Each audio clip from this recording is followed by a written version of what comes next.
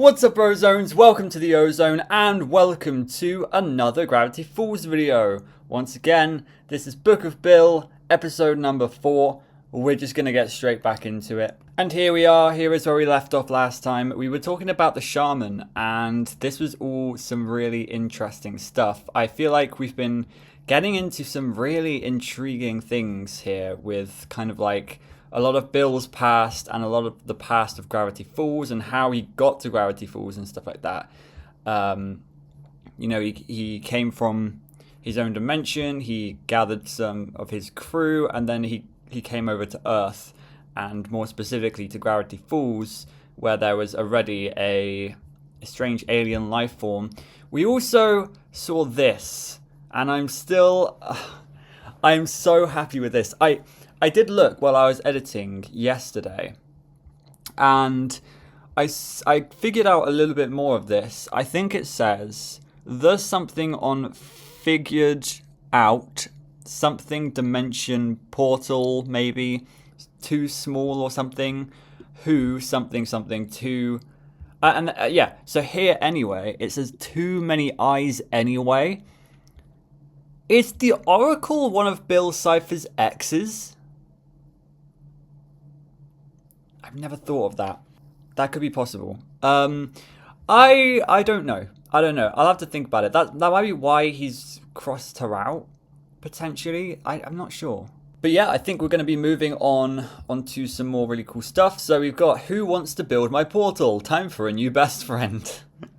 Okay, so we've got some ancient Egyptian stuff here as well and things like that.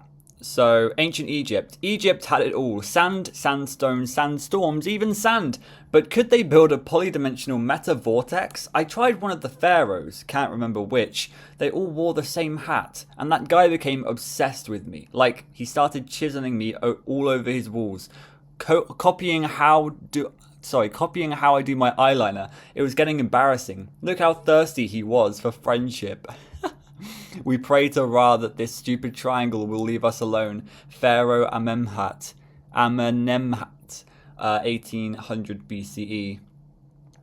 I wonder if these hieroglyphics is going to be something that's going to be a cipher. There's a cool cipher here as well, I've realized. Is that runes? Oh no. Oh no. I remember during my season 1 lore hunt video, I was going to try and collect all the runes, and then I realized there was no point in doing it because it wasn't a cipher. Are you telling me it could actually be a cipher? Oh my god, I'm so excited for that. Are we going to get rune ciphers? We're going to work out what each rune stands for, and then we're going to have to go back through the show and see if it actually translates. If it does, that would be sick. That would be so cool. That was an inside joke we had. He would do these elaborate rituals to try to banish me, and I would send him these fun, flirty plagues back to be like, hi. Finally, he told me he couldn't figure out how to make a portal, but he would put my face on the pyramids if I would stop shaving all his cats. To be clear, there were no aliens involved. Anyone who thinks it took aliens to build a big triangle out of rocks is trying to sell you something. And based on the look of this guy, I'd say don't buy it. Right, so he created the Sphinx cats. He created the pyramids. Also, what's this? Something 930, sorry. I like this picture. 618, lesson 5. Interesting. The Aztecs, okay. I had a pitch for these guys. Why not try to make me a portal entirely out of freshly sacrificed human hearts? What do you have to lose? 9,000 hearts later, it became clear there were some limits to heart-based mechanical construction, but you got to admire the dedication. Clear eyes, freshly ripped out hearts, can't lose.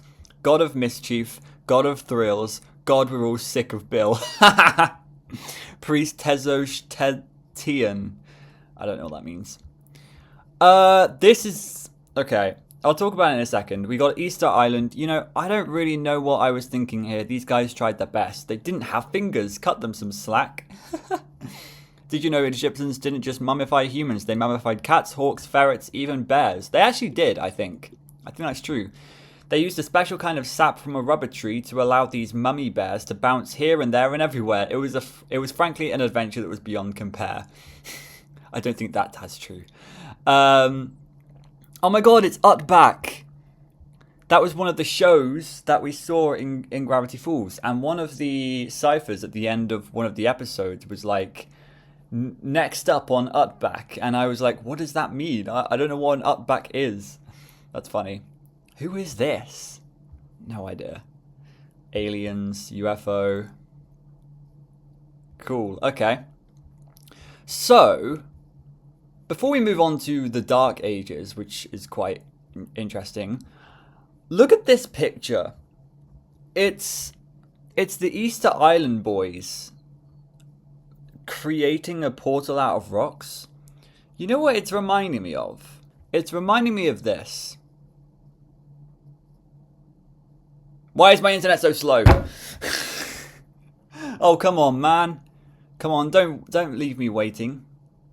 Okay, oh, how perfect. This is exactly what I wanted.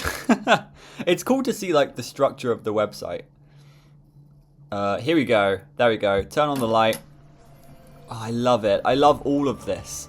Yes, it's on here where we got to Atlantis here. And here we go. Failed portal attempt number 47. So this, like, look at the two pictures. They're very, very clearly the same. It's Easter Island men building the portal. Dolphins building the portal. So maybe there were a ton and a ton of portal attempts, but Ford was the first to build the portal. Like, the first actual portal. Really weird. I should have known better than to try advanced construction with a species that didn't have opposable thumbs. Again, species that didn't have opposable thumbs. Then you come here and they said, these guys tried their best. They didn't have fingers. Cut them some slack. Whoa, the interdimensional portal was as hard to use as it was to say out loud. No wonder these tuna net bound squeaky toys didn't become the dominant species. Learn to operate a hammer, then we'll talk. Right. So I get it. I get how this fits in now. So on Bill's whole journey throughout Book of Bill and throughout literally human civilization, he's gone through all of these different times, through ancient Egypt, the Aztecs, Easter Island, and he's tried to build the portal. But I don't think there was anyone ever as smart as Stanford Pines. So that's where he comes into that. I think that is pretty cool. That's amazing. I really like this. I don't know what to call it. I don't want to call it Easter egg because it's not really an Easter egg. But like, I like this whole theme here. When I first saw this, I was like, "What the hell is going on? Why is there just a random portal?" And now I completely get it. It's the thing here that I get the most probably now. That's really cool. We're not going to keep exploring this is not a website.com yet. We're going to wait until we finish the book, of course, because apparently there might be spoilers. But still, I thought that was really cool. Okay. So, the Dark Ages. What the frick is going on here? This is cool art. But it's terrifying. I like... like Bill Cipher's here with a plague thing and die hat and a rat flag or something. The Dark Ages were hilarious. Medicine was just amputation and leeches. No one had invented soap or numbers yet, and this is what they thought a baby looked like. Don't quit your day job, Archibald. I figured some wizard might be inventing alchemy by then, so I looked around for the guy with the weirdest eyebrows, and sure enough I found him. The Dark Warlock XGQRTHX, the unpronounceable. Let's call him Zarthorpe or something. Zarthorpe was my kind of wizard. He used his powers mainly to flirt with maidens, torment kings, and gamble on underground unicorn fights. And the pranks! He cursed a gnome to be permanently unable to say anything other than his own name. Genius! Schmebulok. Schmebulok right there. We learnt from Lost Legends as well that every, like, what was it? Once every, like, million years or so, he gets a full minute where he's allowed to say things, and then I think oh no, it wasn't a full minute, it was like an hour or something, and that's what Lost Legends was. It was Shmebulok telling us stories, like Lost Legends of Gravity Falls. We also learnt from Journal 3, Blacklight Edition, I think it was, that, what did we learn? We learnt something, I can't remember. I think we might have learned that Shmebulok is just always in a lot of pain or something. I can't quite remember what it was, but he was being tortured in his brain or something, and he had like, I don't know, I can't remember. Unfortunately, Zunthorpe was going through what am I thinking of? I'm thinking of Dunthorpe, I think. Oh well. Zunthorpe was going through a rough patch. He'd just gotten a divorce from a bog hag and was spending all day hiding in his tower staring at a bewitched parchment called a doom scroll. Brilliant, morally ambiguous, and romantically challenged. Move over, shaman. I had a new favourite human. I told XY that if he could design me a portal, we could rule this bath-forsaken time period together. He could have all the orbs and owls he wanted. He liked my moxie and lust for power, but there was a problem. The cursed amulet needed to power the portal was locked in the king's treasury, guarded by the burliest and fanciest knights. He asked if I could deal with them. Oh, could I? Bill tip. If you ever have to get rid of knights, just remember that those horse jocks can't resist a time-wasting side quest. I think there's some illuminated manuscripts about the incident somewhere. This is beautiful. I'm loving this. Medieval kind of, what would you call it? Like a bard. A bard is like a jester, like a music player, but it's giving me those sorts of vibes. Oh no, this is going to be so hard to read. Is that Hootie? That's funny. You've got the pine tree and Stan's thing. Is that... What kind of sexual flag is that? Is that pansexual? You've got Teethy, Shmebulok, Owl, or something. Bill Cipher, 8 Ball. Is that CD? Is that God giving a CD? That's funny. Liar. Oh, liar, liar. Liar, liar. That's funny. Liar, liar, pants on fire. Okay. Forsooth, 'twas another day guarding the castle, when before me appeared a triangular jester in cap and bells, his body flat as the earth and yellow as my teeth. He began to frolic and cavort, jingling and chortling, and I was given, oh, this is going to be harder to read than Ford's writing. I was given to peals of laughter, clapping merrily along. Whatever 'twas that he was selling, I was buying it. Then quoth he in a manner most saucy, "All right, let's get real, buddy. Your life sucks goose eggs. You know it, I know it, even that weird painting of a baby behind you knows it. Let's make a deal. If you can fulfill my quest, I can make you king of this whole stupid kingdom." Good dukes! I had only dreamed of tasting the spices and silks of a kingly life. Most days I subsisted off a single rat, I think it is actually, seasoned with dirt, whilst the king devoured peacock meat and narwhal blubber by the barrel. A quest. Prithee tell, what must I do? I did so query. I want you to go find my DVD of Monty Python and the Holy Grail. I got it at Best Buy for 5 cents and then lost it in the forest. It's very important to me. Chop chop. Clock is ticking. Deceival. Or sir talks a lot, or whatever they call you. Perceival, maybe. I solemnly swore upon mine horror that I would find this holy disc from yonder countryside, bring glory to my name, and have the crown. I assembled a merry band of God-fearing men to my side. The knights of cipher were we, and the quest was nigh. But alas, 'twas all a ruse, a distraction to leave the castle unguarded whilst he and the wizard constructed an iron drawbridge to the stars. Bounds? Oh my gosh. I don't even know what this says. Fi to he. Let us pledge our swords anew to Cypher's eradication. I care not if I live to the age of 1000. I shall dedicate my every waking breath to his destruction if it is the last thing I do. Interesting. I love all of the story points in this, all of the storytelling. It's really, really well done. Because again, it's not just one single medium this story is being told by. You know, we read through what's happening with Bill in this textbook, and then this medieval text, and you know, we have like, I don't know, what other examples? I'm going too far back. But you know, like different mediums to tell the story. It's really, really interesting.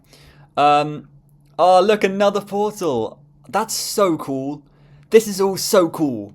I'm freaking loving this. Pentagram right here. Got some more room text, which is quite appropriate. Ye portal. Okay. Never trust a wizard. Turns out while I was distracting the knights, he encircled the portal with unicorn hair and used it to trap me in an orb. Again with the unicorn hair. Unicorn hair seems to be a blockage of weirdness. You know? It's really strange. He never wanted to rule the kingdom. He just wanted a new trick to impress his ex, and by sheer cosmic chance, he pulled it off. I don't know if you've ever been trapped in an orb before, but it is the worst. He kept shaking me like a snow globe, pointing his wand at me like a remote control, pretending to be changing channels, and inviting the bog hag over to ponder me together. They made me dance for the king's amusement, like some kind of light dinner entertainment. The tapestries are humiliating. Haha. That's great. I was officially over this time period. I burned so hot with rage, I melted the glass and broke free. Zunthorpe tried to apologize. We've had some good times, right? Couldn't I just let this one slide for old time's sake? He tried to appeal to my sense of decency. LOL! I possessed his pet phoenix, burned down the whole castle, and cursed this entire time period with nightmares for over 100 years. Ever wondered where all those weird creatures in the margins of monks' tapestries came from? Yours truly. Unfortunately, I may have gone a little overboard. News of the bastard triangle of England began to spread. The humans were starting to realize there was a new superstition in town, one who couldn't be kept away with a line of salt. Cypherstitions. Okay. Interesting. The Russian dolls. This set of history's first ever full-blown Bill panic. Russian mothers warned that Cypherashka would steal the dreams of children who didn't finish their borscht. And there was a nursery rhyme in England that went, "Rock-a-bye baby, snug in your bed. Beware of Cypher invading your head. If you see Cypher, please scream and shout, and we will shake baby till Cypher comes out." Unknown bad mother. Yeah, please don't shake your babies if you're a mother. Unknown bad mother. Figure A, to eject the rude triangle of the mind. This is really interesting. I'm loving this. I'm loving how they're fitting history into Bill Cipher's history. I think it's really cool that they're bringing it all together. But yeah, he's saying they would chop people's heads off just to get Bill Cipher out the mind. That's really interesting. Oh, here we go. When it starts with King Henry VIII, you know that this is going to be connected. King Henry VIII was so paranoid about me visiting the dreams of his wives that he started chopping off their heads just to kick me out of their brains. There we go. Hey pal, maybe your wives would let you into their heads if you were a better conversationalist. Communication skills, Henry. Even the Vikings, who I thought were supposed to be cool, started putting up runes warning everyone to throw Olaf overboard if he draws this shape. What the heck? Thanks for blowing my cover, Olaf. Those guys could have been my Norsemen of the apocalypse. As in the horsemen of the apocalypse. It was beginning to look like all of Europe was a wash, which was fine because I was getting bored of all their religious wars and silly hats. I needed another continent to invade, and just my luck, Atlantis was finally flourishing. There we go. So there in the timeline is where Atlantis portal happens.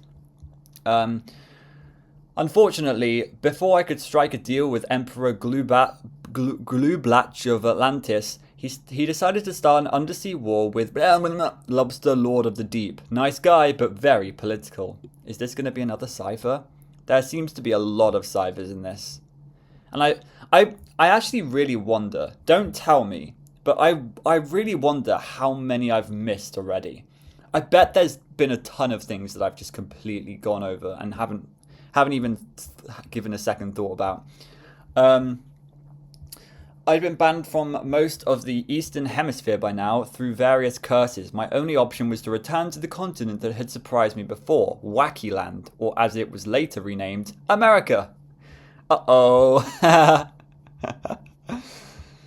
Okay, cool. Witchcraft. Unfortunately, New England had a lot of the same problems as Old England, and these clowns. They called themselves the Puritans, and they had the least satisfied wives in human history. These preachy wet blankets literally outlawed imagination, meaning they didn't have dreams for me to invade. Okay. Figure A Puritan's dreams. Oh boy. One of their many stupid laws was that a woman who stopped churning butter for 5 consecutive seconds or wore pants was called a witch and was thrown in a well, crushed under the boulder, burned at a stake, or lectured to death about her physical appearance by a guy wearing hat buckles. Look, you know how I feel about human suffering. It is funny, but variety is the spice of death. I decided to mix things up by offering a few of the accused housewives some real occult spells for a change. I came to them in the form of a goat, the only life form whose pupils stay the same while possessed, and asked them one simple, irresistible question. The answer was a unanimous aye.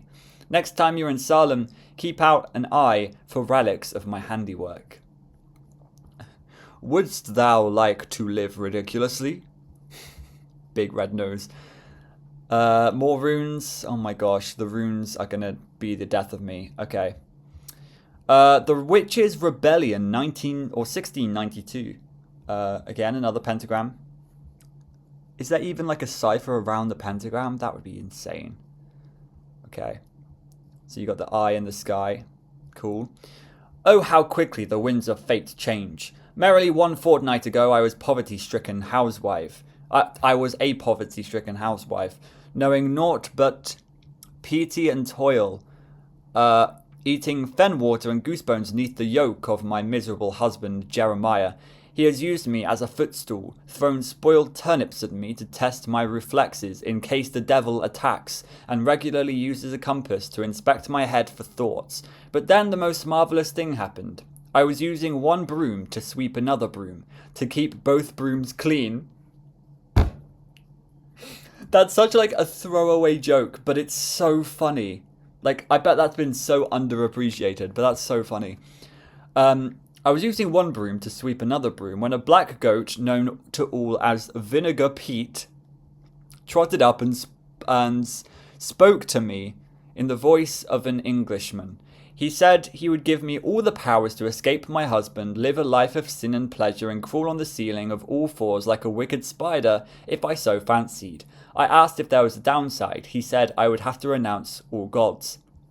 I let out a sound I had never made before, which he explained was a laugh. I liked it. Now I have a life I never would have imagined. I have conversed with beasts and drunk blood, and I even have female friends. Vinegar Pete gave us the gift of boxed wine and silly straws. Interesting.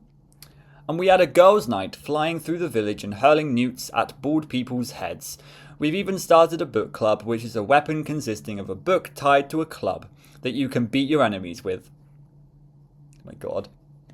I have never been so happy. 3 cheers for Vinegar Pete.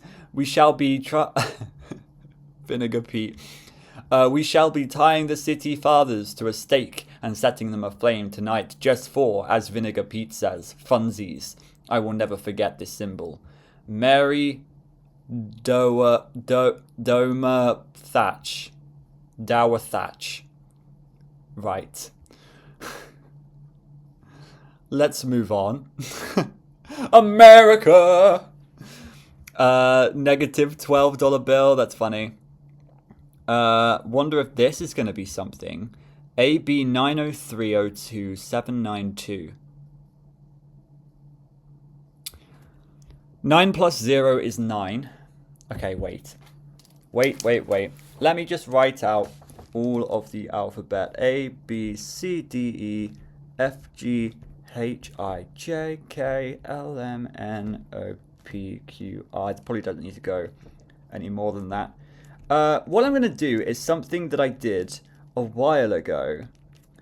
And it was on the minus $12 bill that we got from Quentin Tremblay in that one episode. And I managed to find the word blind by doing something with these numbers. And what it was is I got each pair of numbers, I added them together, and I used that in the A1Z26 cipher, and it gave me the word blind. And I was so surprised that it gave me anything. Also, as I'm zooming in, I am seeing some text up here. Text that I cannot see right now, but I will see when I get the book, which will be not too long now. I think it's like 5 days or something. I'll get it. So 9 plus 0 is going to give me 9, which is an I. 3 plus 0 is going to give me a C. 2 plus 7 is a 9, which is an I. 9 plus 2 is 11. Which is a K. That hasn't given me anything. It's just ICIK. But that was how he did it last time. And the fact that I'm seeing AB here as well, it feels like I'm supposed to be doing something with this. So I'm going to keep that in mind. But that hasn't given me anything at the moment. LWV do PDGHXS. I don't know what that could be. It looks like a Caesar. Okay. Okay, cool. So why are you on the dollar anyway? I offered the founding fathers the deal of a lifetime. Let me secretly run the government and I'd help them defeat the British. Alexander Hamilton. At first they were into it, but they didn't love my first draft of the Constitution or the way I kept calling Martha Washington hot lips. When they changed their mind, I gave them such bad nightmares they put me on the dollar as an offering to make me stop. That's great. I love that. Fun fact, how to defeat the British. I should blur this out in the video. Simply destroy their tea, the secret to their power. British blood is 80% tea. Throwing away tea in front of them is like shooting a werewolf with a silver bullet. I will say that is completely untrue. I don't drink tea. I hate tea. Tea is disgusting. Don't know why people like it. More of America's dumb secrets. Abraham Lincoln wore that hat so nobody could see me sitting on his head, pulling his hair and controlling his body to make him cook risotto. Ratatouille reference. The Capitol dome is lined with lead to keep me from getting in. Good thing lead doesn't cause any kind of poisoning. I'm sure every president is fine. Lead poisoning, yes. Very common. Not common, but, you know. My first draft of the Constitution was better than the crummy one they wound up with. It outlawed laws. We the people. I don't know what else it says. Anarchy. There's a button inside the Liberty Bell that makes Delaware explode. Did you know you can eat a penny? Great. We have Lynclops, the massive bellowing cyclops that Lincoln rode into battle to win the Civil War. That was my idea. Where's my monument? Great. The only good president, Quentin Tremblay, probably the smartest man in history. His minus $12 bill meant that whoever he gave it to now legally owed him $12. Genius. I asked him to start a jug band with me, but he thought I was just one of his hourly hallucinations and got back to chasing a duck around his office. What a mind. Okay, another thing down here. Yeah, that's interesting. I wish they gave us more about Quentin Tremblay. He seems a little bit interesting, like how they completely covered up his existence and stuff. But yeah, this is interesting. 1901, the Anti-Cipher Society. This is a cool. I like this. This is really cool. America loved me so much they started a fan club. Oh wait, what do you call a fan club that's dedicated to your destruction? Oh yeah, a fandom. True. They called themselves the Anti-Cipher Society, and their motto was to destroy the vexatious demon which hath enturbulated the peace of the dreaming gentleman. Catchy. Look, I couldn't make this up if I tried. Just get a load of what these dorks sounded like. If you aren't allergic to sepia, turn the page for a peek at the journal of their exalted leader. Alright. Oh, how cool. Look at this. This is here twice, I think. Yeah, it's here twice. Whatever. The Anti-Cipher Society, Chapter 1, concerning the author and his credible sanity. Name, Thurbert Mudgett Wagstaff III. Disposition, most pleasant. Education, St. Quiverley's Preparatory School for Fidgety Fretful Boys in Scrimshaw, Connecticut. Hat size, 7 and it looks like 8/8 or something, or 8 after a night of pondering. That would make sense if it was 8/8, because then it would just be, 8.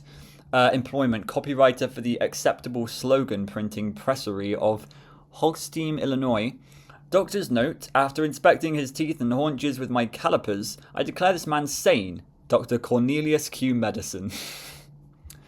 When lo, the church bells go silent and the paper boys cease their infernal braying, the modern gentleman, weary from his toils, is inclined to doze. It is then that the fiend of the mind, the phantasm of the wit, known as William Lucifer, makes his devilry known. I, Thurbert Mudgett Wagstaff III, have unique insight into this phantasmagorical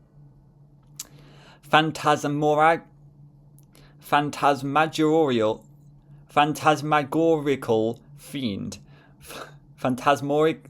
I don't know. For I have been visited by him on no fewer than 3 occasions, and thrice lived to tell the tale. As I am aware the reader may think me prone to superstition or in possession of an untrustworthy skull shape, I shall heretofore disabuse your skepticism by sharing my extraordinary tale. An ungentlemanly caller. Okay. It all began on the evening of February 3rd, 1901. I had been tasked with my boss with inventing an advertising slogan for our new client, Whitman's Mustache Wax and Horse Calming Tonic. My submission, Whitman's, there's no evidence that it's poison, was soundly rejected, and an entire typewriter was heaved at my head. One more slip-up like that, and I might find myself out on the cobblestones. A suitable slogan was required.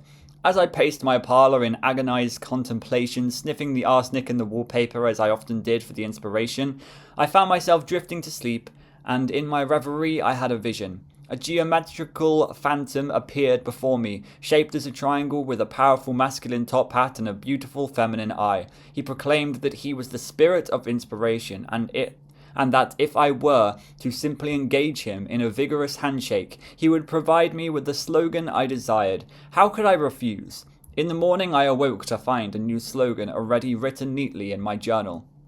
Whitman's Mustache Wax and Horse Calming Tonic, straight from the horse's mouth. Okay. Interesting. Sure enough, when I relayed the slogan to my boss, his cigar fell from his mouth. So impressed was he, and he proclaimed, "You shall have the slogan and marry my wife." What could I say but yes? Soon I was rich off slogan money and married to my boss's wife, as is the American dream.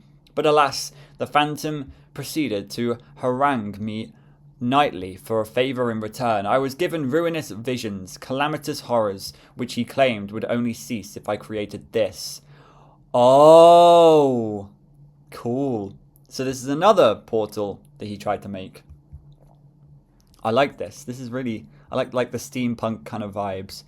The demon's doorway of the mind, to be hand-cranked by no fewer than 6 stout lads for the naughty triangle's egress from his wretched lair. I informed the demon that such machinery was impossible. Father would sooner disown me than lend me the steel required from his factory. But the triangle proved obtuse.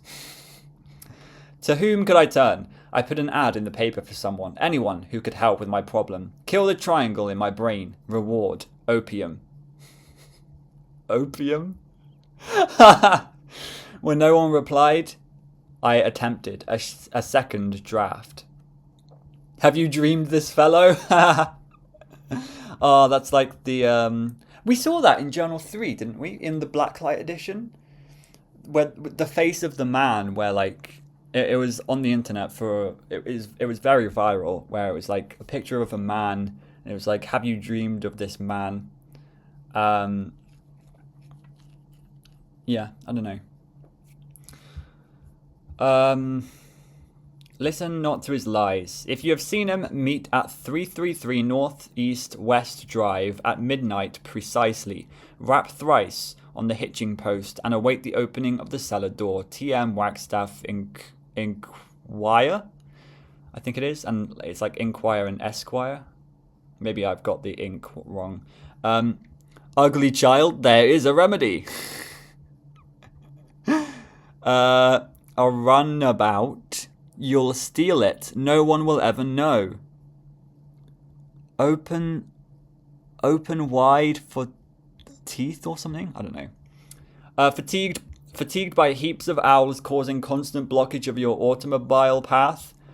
Alas, the modern man knows this problem all too well. The hooting nuisance has but one solution, a handy spade constructed specifically for the wretched bird's swift removal. And this digging device has a name so clever and memorable that you won't forget it. The gentleman's two-handed hooting bird removal scoop. The owl trowel! The owl trowel! I'm so glad I got that. That's a great reference. Visit a hole. And my hole could be yours. That's so weird. The clangor of the city, the bleating of the children. Is there no relief from the machinations of modern life? Lamenters, lament no longer. I have dug a hole in the forest just 4 miles out from the city, where the modern man can enter, and no relief. Quiet, dark, and peaceful, a hole will snugly surround your entire body in the blackness of the earth, where sound cannot enter or escape. Even the most robust screams will be inaudible from the comfort of a hole. The perfect vacation destination for the man in need of some time away from his miserable obligations. The hole fits one man at a time, so hurry before it is too late. This hole could be yours. Large men need not apply. Okay. Dr. B. Blandin's timepieces. The famed clocksmith of the Western Plains, Dr. B. Blandin, has this to say about his marvelous clocks. If you're reading this, help! Help me! I'm stuck in this time period! Help! Oh my god, that's great. That's funny. Mechanical wife. This is so hard to read. Say, have you been visited by Mr. Loneliness in your springtime wooing for something? Have you found yourself staring in the sharply corsets in the clothier's shop for... or shapely corsets in the clothier's shop for hours until rejected forcibly by the policeman? Sob no more with this wife made from clockwork, genuine clockwork, roofing for dog hair, and something peanut oil. I don't know. Cupid's arrow has struck at last. Prepare to swoon. This lifelike something can speak the words I love you, Heary, at different pitches, sad volumes. There is no way to know when she will speak, so keep your lips ever, puckered. Is your something Heary a quick trip to the musical records office? I can't read it. This is your chance, call now, true love. Clown repellent, Union made. Right, and there's just a gun facing it. That's funny. A weapon for the modern gentleman. Gone are the savage days of the untamed prairie, whence men roamed with rifle on his hip. Man cries out for a more elegant weapon, and we have provided. Enter the mockery revolver. A trim hand pistol that shoots not brutish bullets, but tightly wrapped miniature scrolls, each containing a personally written and gravely disrespectful insult that will wound a fellow's pride more than hot lead ever could. With six tiny, emotionally hurtful scrolls to shoot, you shall leave your attacker mortally depressed for days. Insult Insult 43. Insult. That's funny. Conversation tubes. You know what they are. We all have them.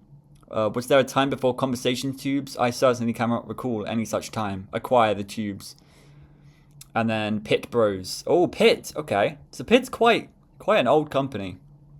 Put the orchard in your mouth of the latest confection from the Bros Pit. Ingredients. I can't quite read it. I'm sorry. Marvelous cola. It's supposed to taste that way. Alright. This is great. I'm enjoying a lot. Oh, wow. Ah, cool. Okay. The Cursed Four. That stormy eve, 4 odd callers arrived, each with the vengeful expression of the recently aggrieved.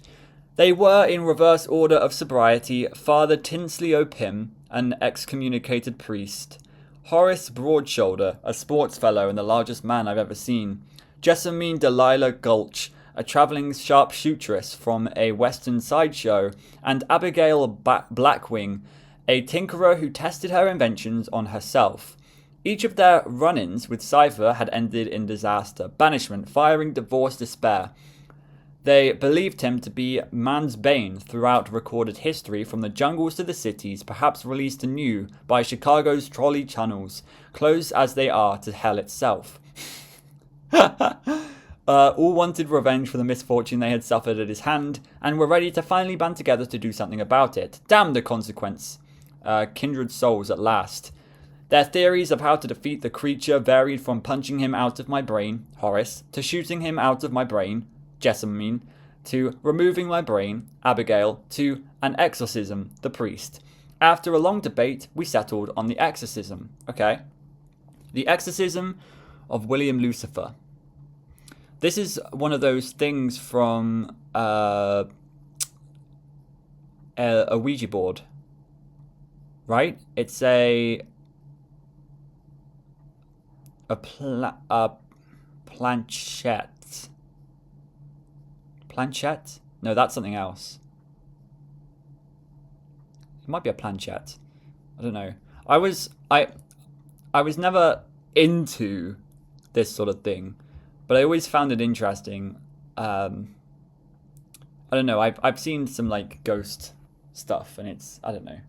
I do think it's mostly fake. Like faked, like any videos that you see on the internet of like ghost hunting is mostly fake, I think. But I never saw myself as the sort of fellow who would engage in the black arts. Fighting demons is not in my wheelhouse. What is in my wheelhouse, like that of most proper fellows, is my collection of all manner of marvellous wheels. But there comes a time where a gentleman must remove the dainty white gloves of peace and don the even daintier white gloves of war. O'Pim had us all in his thrall as he placed the necessary oils and salts around the table. The curtains were drawn so that no peeping Thomas might espy our occultory, and I covered up the portrait of Mother, lest I feel judged by her gaze. Hands upon the spirit board, we were ready to begin. The planchette... Look at me! Look at me naming things. The planchette began to quiver. Hark, the demon was near. Slowly the wooden arrow pointed to the letters Eeny, Meeny, Miny, You. Bang! With a white flash, the priest suddenly changed in demeanour. His eyes began to glow. He let out a scream, and then he casually leaned back, disrespectfully propped his feet up on the table, pulled out a pack of cards, and began to shuffle. Lo, we were in the presence of the beast. Ha ha ha ha! It's really ironic. It's really funny that, like, Bill could have used this to say anything, and he chose Eeny, Meeny, Miny, You. That's so funny. Wow, this section is long, man. Wow. Okay. O'Pim possessed. Quoth he. All right, boys. Wait. Okay. Quoth he, all right, boys and girls, you're probably wondering why I chose each one of you for this little get-together. On your own, you're a bunch of sepia-tinted nobodies, destined for the dumpster of history. Just absolute dorks, each one of you. Do you ever listen to yourselves talk? Exhausting. But together you could be more. Waxstaff, your dad owns the largest steel mill in the United States. Blackwing, you're a good enough inventor to put my designs into practice. Gulch, your trigger finger can stop anyone who tries to get in our way. And Broadshoulder, you're the only man with big enough calves to pedal power the gears. Here's how this is going to go down. You make my portal, and I make each one of you rich enough to start your own country. Ha ha ha. America's a fad anyway. After I take over, there will be plenty of wastelands in need of waste lords, and that could be you. So what do you say? 4 pistols have never been pulled upon a priest more swiftly. His expression turned sour. Fine. You morons haven't even invented penicillin yet. See you in the obituaries, you Pringles can clowns. It will be hilarious to see how you try to stop me. In a flash, Opim was released from the spell and fainted from the exertion, as we caught him in our arms. Although the day had begun with us as strangers, it ended with us as brothers, bonded by vengeance and a newfound hatred of geometry. He had threatened us all, and so an oath was sealed to form a society dedicated to his destruction. The Anti-Cipher Society.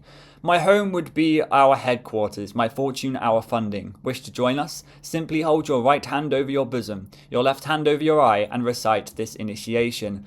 I've just realised. This is the sword. This is the dagger on the website. And the symbol on the website. So, maybe, I mean, I don't want to keep going back because you guys say there might be spoilers and stuff there, but we are seeing this stuff. I want to go back and click on the thing again and see if if what we read there was somewhat a continuation of this. I have a feeling it was. Yeah!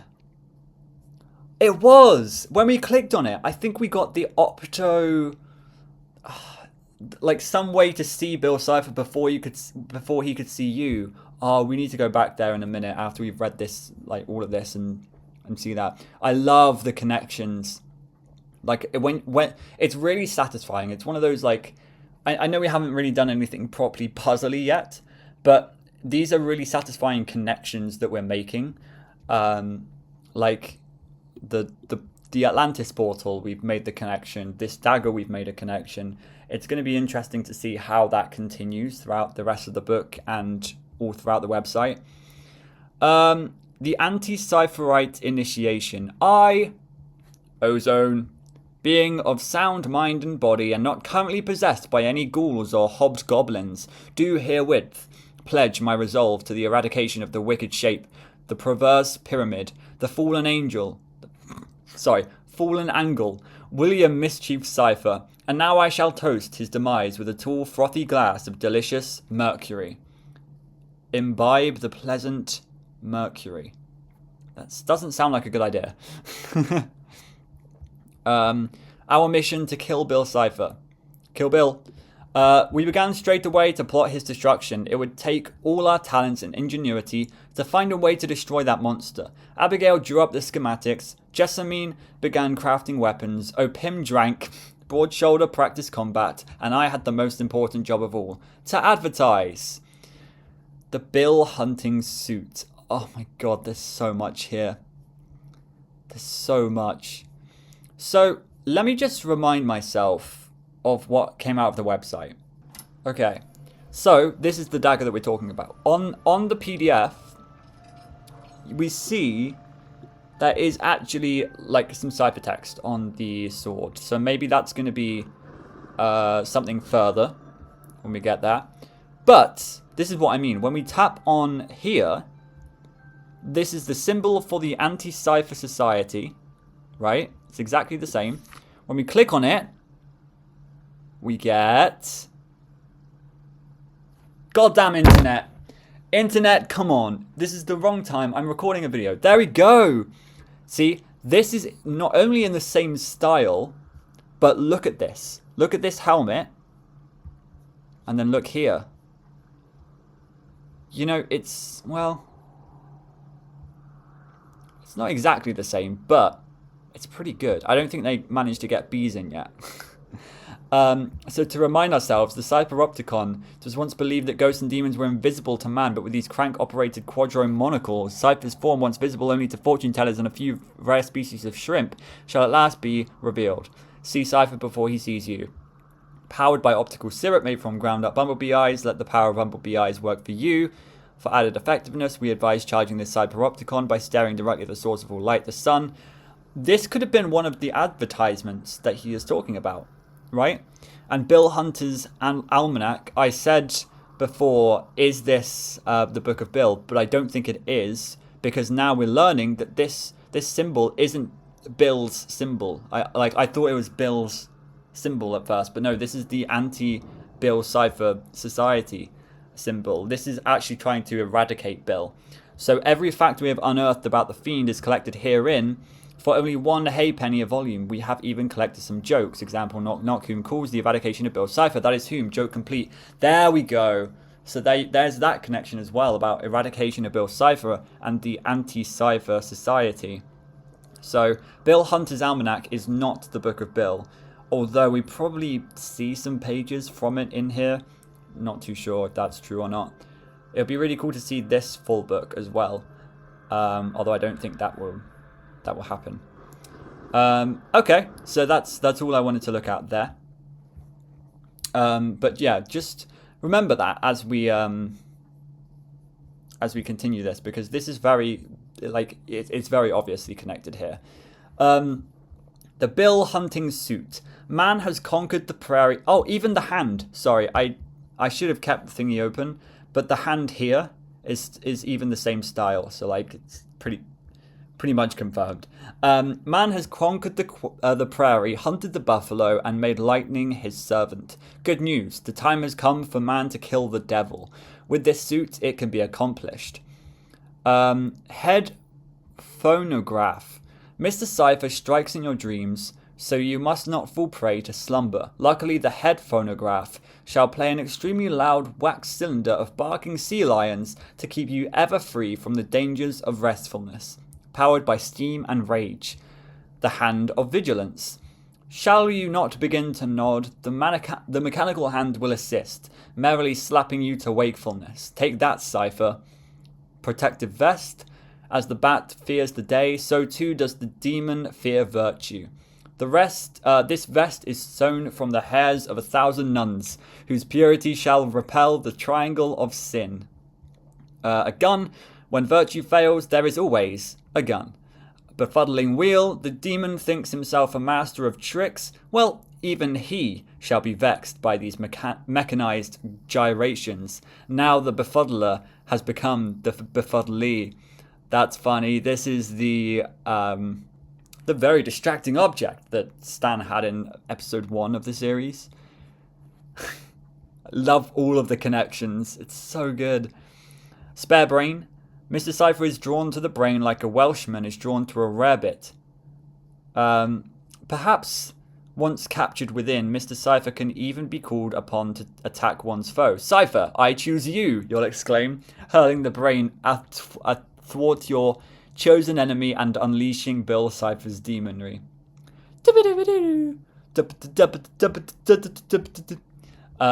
was trying to be the Pokemon theme, but it just wasn't working. I wanna be the very best, dun dun, like no one ever was, dun dun dun. A Bible to repel any demon as well as anyone who enjoys fun. Right. Inventress Abigail Blackwing. Right. Makes sense. I actually really like this part of the book. This is actually really interesting. Anti-cipher tonic. Not quite yourself since a run-in with you-know-who. Now there's a liquid way to expunge the demon from your body. Dr. Professor's anti-ciphering tonic or anti-cipherizing tonic is a flavor-free turnip stock-based nerve cordial, rich in kidney humors and hog tallow, sure to cause such violent gastric biliousness that neither spectre nor phantom could survive the violent expulsion. Down the hatch! Warning, one sip of Dr. Professor's anti-cipherizing tonic will make a child explode instantly. What? You can't just... Oh my god. Tonic goes in, bill comes out, guaranteed to contain more ingredients than any more tonic on the market. Or try Father Opim's brainwash. Ingredients: alcohol. Mind sullied by the soot of Cypher's wickedry. With a swig of Father Opim's brainwash, a man can erase his latest memories of Cypher and any other troubling memories as well. I don't think that's entirely true. I think maybe erasing memories is somewhat true, but there you go. So here's the ingredients of the anti-cypherizing tonic. So we've got sarsaparilla, pure malt induent, raw mash novocaine, ambergris lozenges, poppy swamp root, stimulating bitters, turpentine cocaine, a horse's tooth, holy molasses. Wasn't that... Is that like a play on holy mackerel? No, I don't know. That was something in the show, I think. Holy molasses? Molasses? I don't know. A preacher's eyelash, bonnet water, mine dust, the smallest corn cob of the harvest, Old Daniel's tasty fine sugar chalk, moisture from nature, twig flavouring, a whisper from grandma, gunpowder, maple hemlock, Harold's ramblings, a Dutchman's folly, narwhal oil, Tasmanian tiger extract, vigor, valor, a whole pheasant, parsnip licorice, electric syrup, beef serum, a full demijohn of rhubarb molasses, I can't say that word, Charles Dickens' left eyebrow, chimney sweet blood, gelatin liniment, liver bile from the last dodo, the precious morning moisture from a local mountain peak turned scarlet by minerals, which we have fancifully named Mountain Dew Code Red. Right. I didn't understand 80% of that. But there you go. That's that. Literally the ingredients, when you read them on like a Coca-Cola or something. A stroke of luck. Okay. Anti-cipherites. Okay. This morning I received a telegram with the most marvellous news. The anti-cipherites have been officially invited to speak at the 1901 Inventioneers Fair, where none other than Theodore Roosevelt himself will be in attendance. We may even be asked to the main stage to participate in one of his TEDdy Talks. With this opportunity, we shall unveil our findings to the world, and Cypher will be exposed at long last. Unfortunately, my companions are a bit apprehensive about the invitation. What if our research is met with skepticism or scorn? I brushed aside such frettings. When the great minds of our time hear the speech I intend to deliver tomorrow, all anxieties will be allayed. We shall know justice at long last. Okay. Speech to read at the fair. 1901 Inventioneers Fair, number 135790. I mean DLI,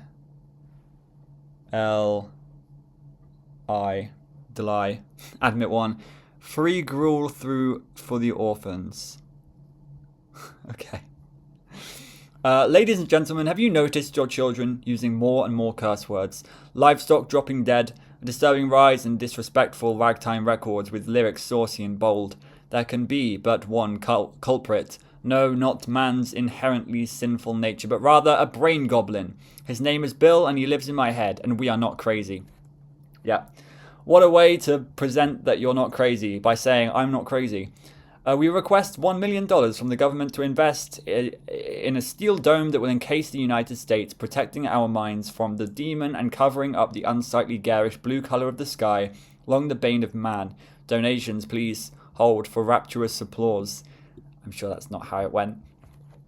Well, I was thinking like $1 million, you're never going to get a steel dome to encase the United States with $1 million. But in all fairness, the present value of money back in 1901, $1 million back then was probably like $10 billion. I don't know about that, but there you go. The Century Dawn Herald. Page 2 hemming, page 3 whoring. Tuesday, January 22nd, 1901. Printed upon powerful paper stock to fortify the newsboy's frail hand. Bow tie related suffocations up to 200%. 1 entire cent. Bill hunters declared laughing stock. There we go. Yeah. I said this was going to happen. Folly strikes, mirth follows. Ha ha ha ha ha, all. Although man distinguishes himself from the apes and sparrows by manner of reason and logic, once a century there comes along a fellow who is such a fool that it may be fit to lock him away in the zoological park, with naught but various wooden blocks to amuse him. Such a man revealed himself yesterday at the 1901 Inventioneers' Fair, where unrivaled dullard Thurblort Waxflarb, name not yet confirmed, was crowned buffoon of the hour during his presentation of a comical new superstition about an evil triangle named Bill or Jove or some such prattle. None were bamboozled by this charlatan's snake oilery, and all were displeased until an errant mule, lost from the pasture, trotted up on stage, knocking over a lantern and setting the entire proceedings ablaze. Spoilt vegetables were hurled at the humiliated anti-cipherites, and the comic scene, which would have otherwise been lost to history, was luckily captured by Mr. Edison's wonderful moving pictograph device, such that the shame may be recollected for all ages. Even President Roosevelt himself was on hand to offer his remarks. "Wow, these guys suck," said he. "Well spake, Mr. President. Man from the Hogsteam Asylum for the..." Continue, okay. That's so funny. Mr. Edison was there, the guy who created the light bulb, in theory. And Theodore Roosevelt said, "Wow, these guys suck." I would love to see that. Ridicule striketh news of the globe. Queen Victoria proclaims, "Harumph," dies immediately after. Starch for the lasses, starch for the boys. Chugman's lump starch is what the family enjoys. Borvis Chugman lump starch. £6. Extra gloss lump starch. Okay. Electricity, a review. Oh my gosh. Is that? That's not Edison. I don't think. Bah! Every week it's something new, isn't it? Fire this. Printing press that. Civil War this. Evolution that. Enough! Now it's electricity that everyone's prating about. Flapping their jaws to the latest fad and fancy. If electricity is so great, why hasn't it figured out how to stop the horrid pheasants from gathering in my gazebo? Well, I'll tell you one thing. Electricity is a nuisance, and will likely be forgotten as quickly as the teeth brush. Here's another thing I've had quite enough of. The French! You and me both, my friends. That's a joke. Ragtime played too fast. Hog paste for women and girls. Don't talk to me till I've had my hog paste. Fisticuffs, ahoy! Need a good thrashing? I am here to deliver. I will meet you for a fight, any time or place. Prepare for bludgeonment. I say, the opinions of a man who simply walked up to our typing machine. Oh, that's so funny. Okay, epilogue. So interesting. So this is the end of this whole part. Oh, I'm loving the next part. The next part's going to be so cool. Epilogue. It has now been my 3rd year at the Hogsteam Asylum for the criminally insane and or the concerningly original. My wife left me, my fellows disbanded, and I have had to adjust to a less opulent life. I have asked for a straitjacket with coattails, perhaps a more slimming straight vest or straight dinner coat, but my requests have been denied. No matter. My window bars face the town square. I have smells from the bakery and the music from my music hall, and our lead-lined walls mean that in my dreams I'm finally free. I still correspond with my fellows, although they have gone to their respective fortunes. Abigail has moved out west and married into an impressive fortune with a massive mansion. Perhaps she will spread the truth to the elites of this distant town. Do you think me mad? I have my peace of mind. He can never get me. If I could wash any fate on him, therapy, it would drive him insane. Patient number 3466554, Thurbert. Hey, I tried to get these guys on the winning side. I started to think that maybe reaching out to humans one-on-one wasn't cutting it. That's when I realized there was a better way to get into humans' minds. Uh-oh. How freaking cool is this? I just love seeing the progression here. There's a whole story that we just haven't had about Bill Cipher. Okay.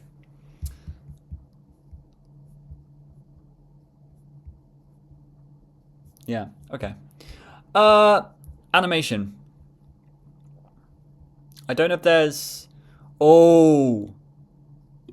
Is this Morse code? I don't know. It might be. It probably isn't. I'm seeing dots and dashes and I'm thinking Morse code. But like what is the... Why is there a dot below this A and a dash below this A and a dash below the N? I don't know.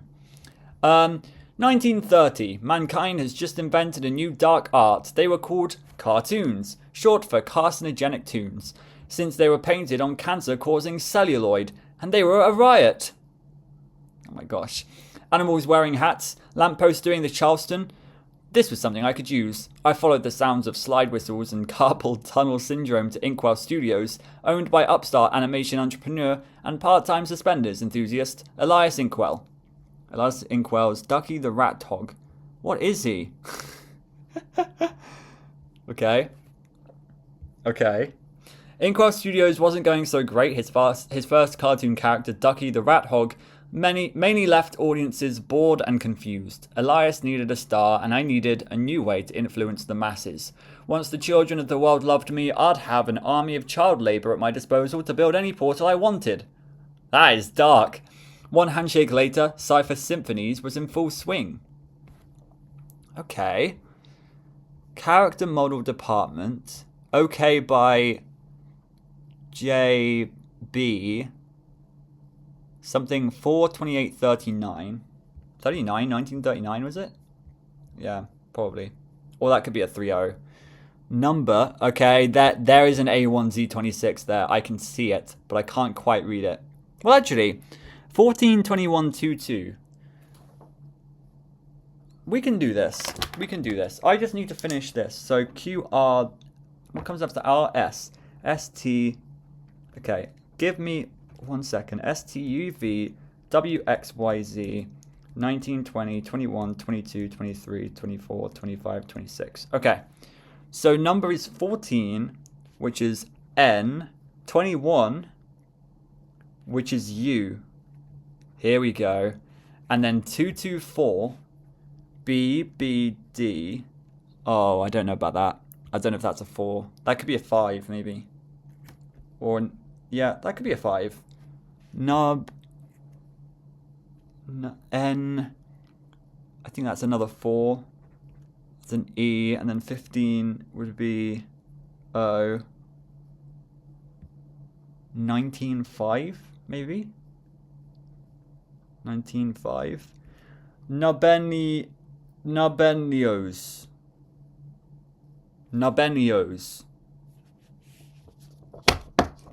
I have no idea.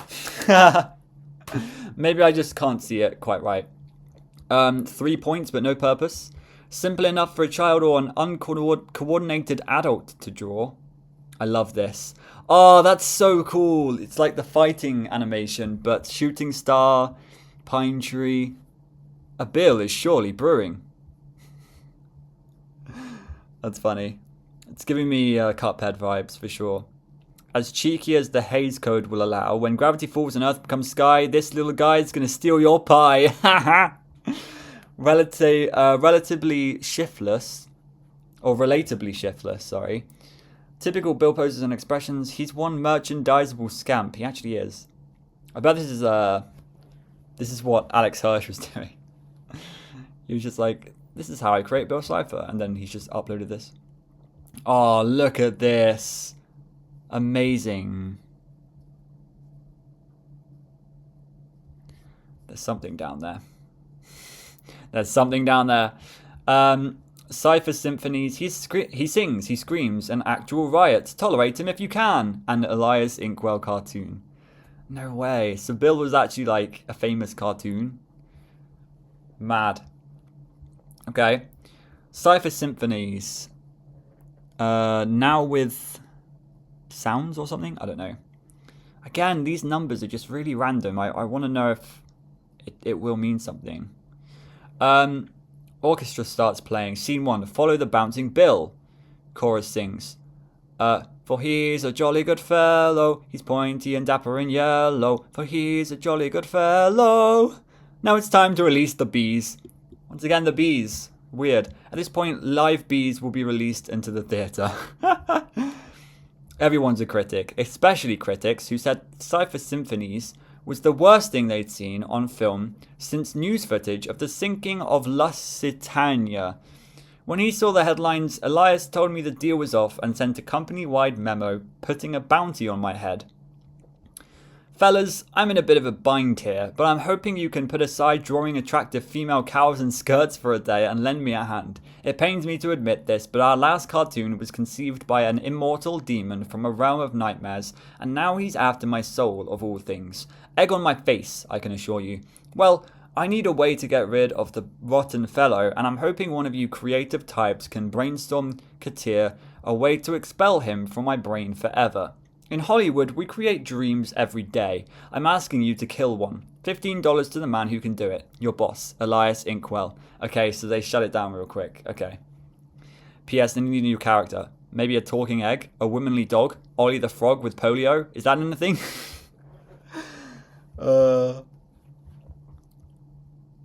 You know what I find really weird about this? Is this mug stain. Hang on. Yeah, I'm finding all this really weird actually, because look here, there's a I'm really confused actually. So, look at this. Oh, it does go behind the text to be fair. But look at this mug stain. Okay, first let's look at this one. This one looks fine, except it goes behind the text, but it does everywhere, I think. This one goes behind, like it's on the page behind the text, fine. But then this one is on both the page, the actual page, and on the scrap page. Meaning, in universe, Book of Bill, someone has, like this page was created with the scrap paper on it, and then someone, like this, what am I trying to say? I think if it would have been, I don't know what I'm trying to say. I'm trying to say this bit of scrap paper would have made sense to have like a mug stain on it that maybe like cuts off at the edges. But the fact that it continues on to this page is very mysterious. Like, it's very weird. I don't know. That's just me. Although there could be something more to it than that, but I don't know. Are there a lot of mug stains? There's one here too. It's probably nothing. There's another mug stain. Oh no, I'm going to find it forever now. I'm going to keep finding it. His composers decided to invent a song designed to be so catchy, so annoying that I'd leave any brain that heard it. The world is small, ever after, for always was torture. It worked. That's a play on It's a Small World After All. Yeah, that's the one, right? The Disney song. Okay. He'd won this round, but I vowed I'd be back on the screen one day. All evidence of our work was locked in the Inkwell vault, and the plans for Bill World were scrapped. Luckily, humanity was cooking up a sinister technology I could exploit. The 1940s. I began hanging out in nuclear testing ranges to see if radiation would blast open a hole into my reality. It worked for about 3 hours. Top secret. Washington, 25 DC. Top secret. United States of America. Okay. Interesting stuff. I'm ready for this. I'm ready. Office memo. United States government, July 11th, 1947 to someone from Commander Buck Pearson of the U.S. Army. At 10:45 on the morning of July 11th, 1947, a triangular airborne object was detected entering U.S. airspace, crash landing just outside Roswell, New Mexico. We phoned President Truman immediately, and he told us not to get our panties in a twist, and that he was busy thinking up doctrines, but to phone him if anything communisty happens. Our men have captured the object, which our experts have ascertained was not a craft, but in fact a life form of unknown origin. The life form which we contained in an interrogation cell after great effort was capable of speech and a great deal of sass and backtalk. You and the fellas aren't going to believe this. I will let the photographs speak for themselves. Name, Bill Cipher. Date of birth. Claimed to be older than your mum, Jack. Our interrogator tried to tackle him for the insult, but was restrained and replaced with another interrogator. Country of origin, the Mindscape, maybe code for Moscow. Language, can speak English backward and forward. Haha, funny. Race, triangle? Gender, I'm just going to put down triangle again. Specimen 3 from hangar 618. 618 again. 2 degrees. Okay. I love these sorts of photos. Like, I love this whole theme, actually. Like, I want my channel to have more of this sort of theming because I want to be like, kind of like a detective YouTuber. Yeah. Oh, look, the agent. The agent card. Agent Power and... I forgot his other name. Trigger. Trigger and Power. Okay. Exhibit B. Bissell? What? Secret. Okay. Cool. This all looks so legit, by the way. They've done an amazing job at, like, replicating different forms of media. Form number 1. Blood type. Beyond description. 2 of our men had to be sent to the sick tent for nausea. What? That's blood? That's Bill's blood? Okay. Motive. Difficult to ascertain. He offered a deal. He'd give us sensitive intel in exchange for a mere handshake with President Truman. As much as we hate to get POTUS involved, a handshake seemed like a small price to pay to get to the bottom of this incident. What was the worst that could happen? Then he said, I wonder how cool it would be if all the nukes went off at once. We decided to deny him the handshake. Autopsy report. He drew a dotted line on his own chest and said, I can't wait to see what's inside me. But when he tried to make an incision, he kept disappearing and reappearing, like a television set changing stations. He claimed this was damage from an accidental reality breach, and wouldn't say anything more unless we got him a really big lollipop. Finally, with a loud bang that left our ears ringing, he was gone, leaving a bow tie spinning on the ground. None of us knew what to make of it. Left thumb, right thumb. Obviously, it's got loads of triangles on it. Truly bizarre prints. This form will not be removed from file. 1st of March, 14. This is so legit. Like, look at this. I genuinely don't know how they did this, so it looks so good. Cool. He's in a hazmat suit. Update, we have received a call from the Bureau of something demanding we burn all records and refer the case to them. I said, I've never heard of you. And they said, you've probably never heard of Tremblay either. Let's just keep it that way. Honestly, I don't even care if this is a prank. I'm happy to oblige. Okay, so then it was taken to, like, the government's hands.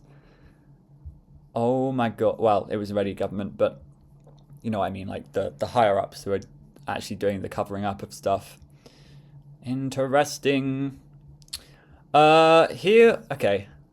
So yeah, we're going through time. We've been from ancient Egypt to the Aztecs to the Dark Ages to medieval ages to, you know, all of this stuff. I don't even know what ages to call this, but like 1910s was this or something. We went to animation, like 1920s, 1930s, 1940s. Now we're in the 1980s. Or not yet, but I think this is 1970s or 54. The swinging years, the cipher tones. Don't be a square, be a triangle. Do the bip. Baby, you know I will. Shake hands with Bill. Bebop, shoo wop, dooble dop, mooble bop, dibble hop, wibble wop. The Bill Cipher song. R&B. Bebop, shoo wop, dooble dooble wop, mooble wop, dibble hop, wibble wop. There we go. The fastest way into a human's brain is through their ears, but every band I started was a flop. Screechy and the Screamettes, the Unlistenables, Dr. Nails and the Chalkboard Gang, until the Cipher Tones. Merv Rascal, Doo Wop Devon, and the moderately sized Bopper had a singing style I'd never thought of before. Pleasant. Look at the record! Baby You Know I Will, Shake Hands with Bill, 1954, blew up the charts until a moral panic started over the lyrics. To the sock hop, twist and jive, then proceed to construct a hoop of titanium capable of stabilizing a gateway to the dark void of screams. Any references to me were banned from the radio, except for preachy hillbilly slop like this. On the bright side, this record does make a great frisbee. If you find a copy, aim for plucking Jim Puckett's unibrow. Cipher is real, plucking Jim Puckett. I hate Bill Cipher more... Wait. I hate Bill Cipher more than I love my men. My son. I don't know why I said that, guys. Don't know why I said that. Featuring judgmental yodeling, country music, tedious lecture records, high fidelity. Yeah. Cool. I love this cover. Also, I just realized, Cipher is real. Cipher is real. You know what I want to do? I was talking over I was talking over that song last time. I want to go and re-listen to the song. Now that we've got to this point again. Like, I'm sorry, I keep going back. But I think when it gets to these points, it's appropriate to go back. I think this is the song that we listened to in that... when we typed in hectoring in the computer. Let's do that again. Okay. So... hectoring. Let's listen out and see if we can hear the lyrics and his whole monologue. Okay?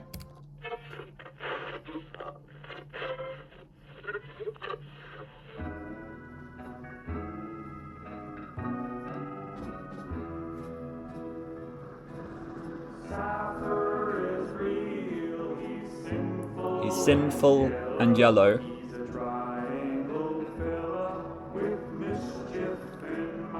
He's a triangle fellow with mischief in mind. He'll cause Weird-mageddon. Don't be forgetting to leave him behind. Folks, I attended church service just last Sunday, and the preacher, who was a little old man with a great big heart, raised his hand aloft to the sky and asked, "Is there anyone here in this congregation? Get up, you stand up, who can testify as to the wickedry of the triangle false idol Bill Cipher? Anyone here? Anyone in the audience?" Sure enough, a little old lady, shawl wrapped around her shoulders, pearl necklace jingling off her withered neck, raised her hand and she commenced to speak. She said, "Ladies and gentlemen, I was once a law-abiding citizen like you. I sold cigarettes down at the train station to the sailors coming to and fro across this great land. But one day, I was lying in bed, and sure enough, there he was, Bill Cipher himself. He said, 'Doris,' my name was Dolores, but I did not correct him, so impressed was I. 'Doris,' said he, 'I'll get you a husband. Nay, I'll get you gold, silver, silks, and spices. If you'll follow Bye, gold, bye." And I'm not too happy to admit it, but I fell under his demonic spell. I began to drink fruit beer and listen to the jazz music. I danced late at night and sealed teeth out of the mouths of animals. The next thing I knew, my whole body was covered in triangular Dear tattoos. teeth. Don't mind, I hope you're not too bashful. I'd like to show you." She took off her blouse, exposing herself for the good Lord and all of us to see. Sure enough, across her bosom was a demonic triangle, standing defiant against God and man with a pig t-shirt that said, "I'm a little different. Get used to it." And she fell to her knees and wept. Is real and yellow, fella with mischief in mind.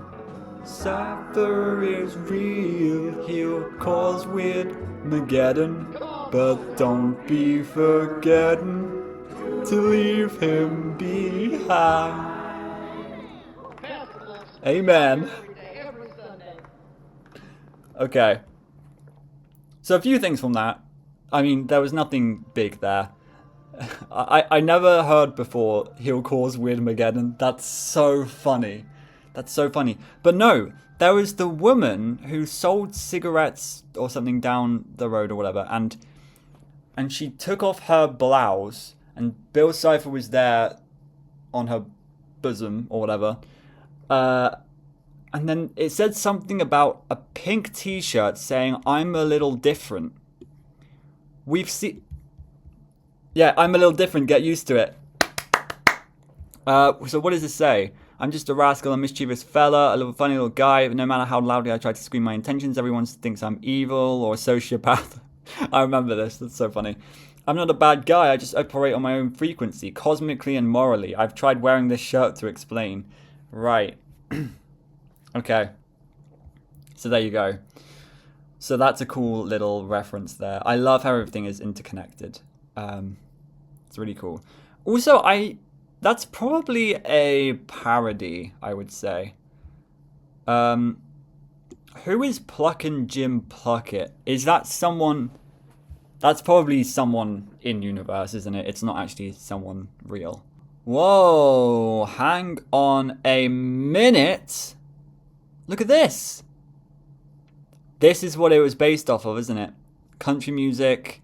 It's basically exactly the same. You got the devil in the background. It's actually called Satan is Real. Huh. By the Louvin brothers. Or the Louvin brothers, sorry. Interesting.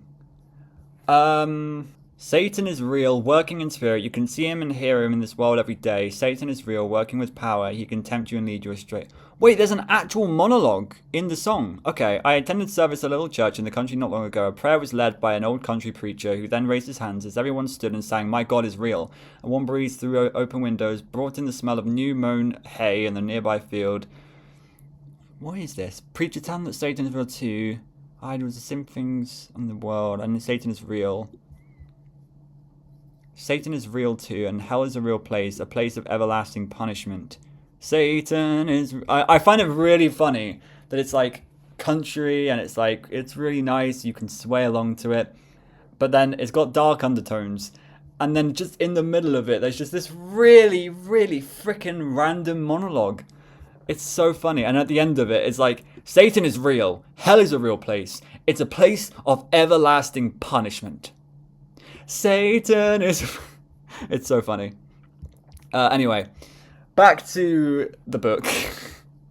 That's really interesting. I love how all of this is connecting with the website. That's great. The 1980s. Time to think really different. I struck deals with a few tech nerds to make the first computer capable of mass hypnosis. It was written in trinary code. Unfortunately, is that in base 3? Unfortunately, the programmers kept jumping off bridges, and the prototype that got out was recalled when the floppy drive ate some dumb kid's finger. Whoops! I love the triangular floppy disk. Zero design flaws. I mean, okay, I was gonna say actually this could be better because it's a single point and triangles are probably more structurally sound, but I don't think there's anywhere to read the actual disk, so I don't know. Finally, a computer that monitors you. Just blood spilling from the computer. Some of the original Maniacintosh Cipher Vision 1000s probably exist in your dad's basement somewhere. See if you can find them. We had 2 full colors and a game called Minesweeper that deleted your memories. Where's my Game of the Year award? Maniacintosh TM, I will eat your finger. Great jokes, great jokes. Okay. Ooh. Okay, we might have to leave it here after this. Interesting, chess is coming back. Okay, let's not just skip. Okay. Could these brainwash an army of grandmas into crocheting a portal? Look, I was running out of ideas, okay? But these were quality products. The Tri-Angels collection. Less poison, now with slightly less lead, more value. By Martha. Best friends, not actual size. Since 1993, we at Pudgy Little Darlings have been handcrafting wholesome collectibles perfect for ages 79 through 101. Now we're pleased to release the Tri-Angels collection, featuring designs that our founder Martha Frubbins hallucinated after accidentally inhaling toxic fumes from cabinet varnish. According to Martha, these adorable little characters represent my one true master, Cipher be his name, in nightmares may he reign. At which point Martha began to violently shake and foam at the mouth, gibbering in an ancient tongue not known to man. Assemble all 7 collectibles to open the seal, she screamed, black ooze leaking from her eyes as her cats began to levitate. That's our Martha. Can you collect them all before end times come? Bill Cipher, the king of fear, will soon be here, riding upon a chariot of chaos, and he will only spare those who bear his collectibles. Don't be left behind. Bring this advertisement to the store and scream as loud as you can till they give you your very own triangel. Sweet dreams, gone fishing. These are quite cute, to be fair. Bless our troops. I would not want this one. Brand new, made with love, also made from a proprietary carbon, hydrogen, nitrogen, sulfur, and chlorine compound. Interesting combination. The perfect weight to kill a man. The Triangles Collection, 333 Sundapple Lane, Cozy Creek, Illinois, 60714-94611. Please respond promptly. Signature, Mr., Mrs., Miss. Address, city, state, zip, telephone, deepest, darkest fear. Love that. Love that. Okay. I had to admit it, my biggest bet on Earth was starting to look like a bad hand. Every human partner had double-crossed me, gone crazy, or melted from portal radiation. I was toying with the idea of giving up and blowing the horn that summons to rise from the ocean and drown humanity in brine, when I suddenly felt a shiver through my entire body and started laughing, uncontrollably. I laughed so hard that the signal was picked up on every radar dish from Antarctica to NASA in the Soviet space station. I laughed so hard, every stoplight on Earth turned yellow. I laughed so hard, my hench maniac slowly backed out of the room. Okay. Someone had done it. Someone had reversed the shaman's spell and had summoned me back to Gravity Falls. Who would it be? A genius? An idiot? Oh my goodness me. Yes, it was both. Sixer.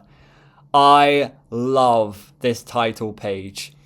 For so many reasons. This title is so cool. I like how all the characters are below and then Bill Cipher is picking up forward above. It's really cool. And we've talked a lot before about chess and the connections between chess and Gravity Falls. And I won't repeat all of that because I can't even remember a lot of it.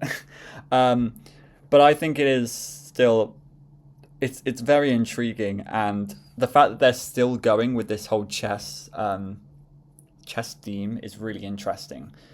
I think, yeah, the thing I was referring to is in Journal 3, there's a knocked over pawn and it was saying about Bill or something. Oh, I can't remember. Like Ford is...